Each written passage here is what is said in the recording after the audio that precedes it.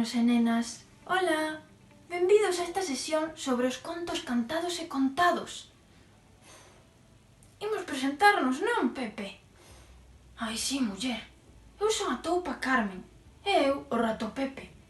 E imos falarvos sobre estes 3 contos que seleccionamos que parecenos bastante interesante como contos para ser contados e cantados. Ai, muller, comezas ti? Sí, comezo eu. O que teño aquí debaixo de min é o de Contos en Cantos. É bastante interesante, xa que integra recursos como os días da semana, estacións do ano, animais e tamén permite que sexan contados a parte de ser cantados. Verdade, Pepe? Sí. O que temos aquí, o que estou sinalando, é o de Ola son a lúa. Este máis ben é un conto para ser contado, máis que cantado. Pero os seus versos permiten que poidan ser cantados tamén. E fala sobre a lúa, sobre o que ve ela, onde se sitúa, como se encontran as diferentes estacións do ano. E o de María Fumasa? Quen o conta? Ti ou eu? Eu? A ver, explico o de María Fumasa. O de María Fumasa é o de Xiqui Xoque. E María Fumasa, en xeral, todos os libros son como un proxecto musical propios da canle Son Árbore e da editorial Galaxia. Este máis ben un conto para ser cantado máis que contado, pero tamén permítenos contar. Non, sí. Pensaches a cal imos cantar e contar? Ai, o primeiro, non? Sí. A ver, nenos, vamos contarvos e cantarvos o primeiro. Ti podes cantalo, non? Sí, claro. Eu contalo. Así que damos paso. Imos logo, Carmen. Imos, Pepe. Cántalo ti e eu o leo. Adiante. Pois veña logo. Paco non fai nada de proveito, el só a subía. Súa nai manda o buscar traballo e que trae a paga cada día. Paco papam, Paco papam, Paco papam, Paco papam, Paco papam.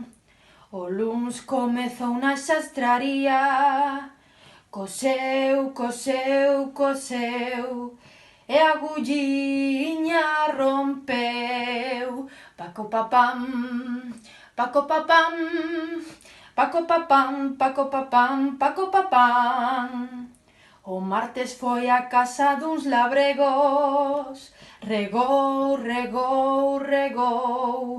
e o eido enchoupou. Paco papam, Paco papam, Paco papam, Paco papam, Paco papam. O mércores quedou co taberneiro, fregou e os vasos escachou. Paco papam, Paco papam, Paco papam, Paco papam, Paco papam. O xoves decidiu probar na granxa, cepillou e o cabalo adelgazou. Paco papam, Paco papam, Paco papam, Paco papam, Paco papam. O vernes foi pola carpintería, xerrou e a mesa esnaquizou. Paco papam, Paco papam, Paco papam, Paco papam, Paco papam. O sábado tocou panadaría, Amasou, amasou, amasou, e a artesa rebordou. Paco papam, paco papam, paco papam, paco papam, paco papam.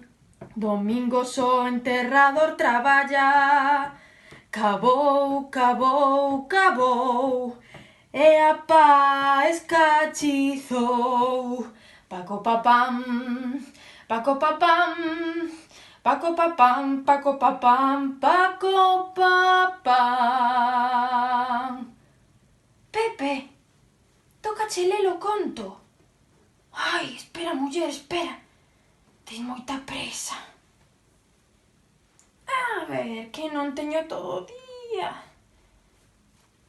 Ai, xa estou aquí. Paco non fai nada de proveito. El só asubía e asubía. Súa nai manda buscar traballo e que trae a paga cada día. O luns comezou na xastraría. Coseu, coseu, coseu e a agulliña rompeu.